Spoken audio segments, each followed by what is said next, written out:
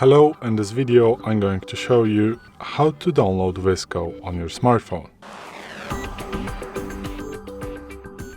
So, as you can see, now I'm working on the Android phone, and you're working on the iPhone. It is going to be pretty much the same, but if you're working on the Android phone, you're going to open the Play Store, which is this icon right here.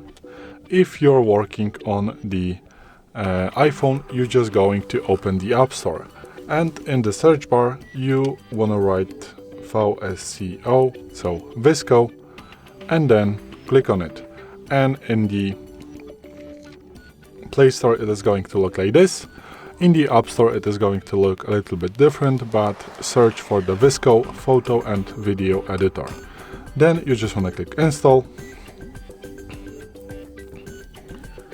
and the app is going to be downloaded and installed on your phone.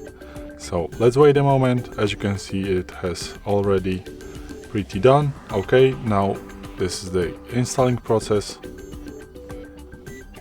and now you have your VSCO in your menu. So you can now bring it to your main screen if you want to, and this is it. This is how you can install the VSCO application. Thanks for watching. I hope this video helped you. If it did, please leave a like and consider to subscribe to our channel. Bye!